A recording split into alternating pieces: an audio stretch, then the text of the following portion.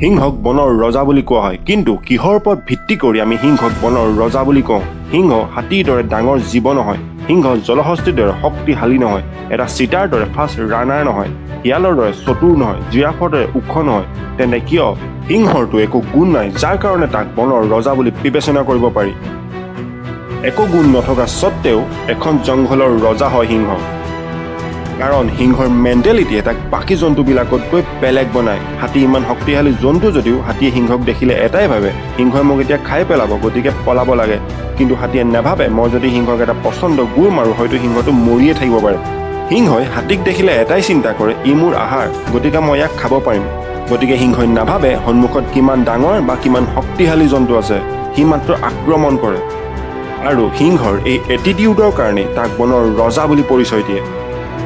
গতিকে কিবা ফিল্ডত সফল হ'বলৈ তাৰ আগত নিজৰ এটিটিউড শুদ্ধ কৰিব লাগিব। আগতে নিজে বিশ্বাস কৰিব লাগিব, মোৰ দ্বাৰা এইটো সম্ভৱ, মই এইটো কৰিব পাৰিম, আৰু তাৰ পাছত তেনেকৈ সেই কামৰ প্ৰতি একশ্যন ল'ব লাগিব। সিংহই আমাক শিকায় ট্ৰাই বাট নেভাৰ ক্ৰাই।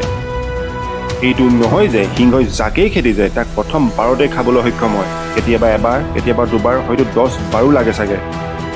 কিন্তু সিংহই জানে মই যদি পেটৰ ভোক নাইকিয়া কৰিব লাগে তেন্তে মই আজি চিকাৰ কৰিবই লাগিব।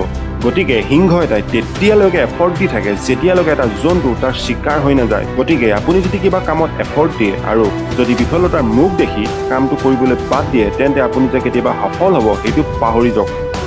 আপুনি কেইবাৰ বিফল হ'ব, এবাৰ, দুবাৰ, 3 বাৰ, 10 বাৰ, 20 বাৰ, কেইবাৰ? যদি আপোনাৰ ধৈৰ্য থাকে তেন্তে এবাৰততো সফল হ'ব। বিফল হোৱাৰ পাছত পুনৰ পজিটিভ এনাৰ্জিয়ে কামটো পুনৰ আৰম্ভ কৰিবলৈ শিকক। এদিন বিফলতাই আপোনাৰ আগত হাৰ মানিবই লাগিব। পৃথিৱীৰ এই মহান ব্যক্তিসকল একেবাৰতে সফল হোৱা নাছিল, কিন্তু তেওঁলোকৰ এটা বস্তু কমন আছিল, আৰু সেইটো আছিল বিফলতাক একচেপ্ট কৰি পুনৰ নতুনকৈ ষ্টাৰ্ট কৰা, আৰু যাৰ ফলত তেওঁলোক আজি ছাকচেছফুল। সিংহ এটাৰ পৰা শিকিবলগীয়া মেইন লেচনটো হ'ল ফ'কাছ। সিংহই কেতিয়াও চিকাৰ দেখি আক্ৰমণ নকৰে, সি সদায় নিজৰ চিকাৰটো অবজাৰ্ভ কৰে, আৰু সেই সময়ত সিংহ এটাৰ কনচেনট্ৰেশ্যন লেভেলটো একদম শিখৰত থাকে।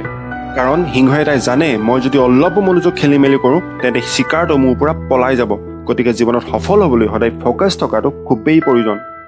আৰু যদি ভিডিঅ'টো ভাল লাগিল তেন্তে ভিডিঅ'টোত এটা লাইক আৰু চেনেলটো ছাবস্ক্ৰাইব নকৰাকৈ নাযাব। নমস্কাৰ, জয় আই অসম।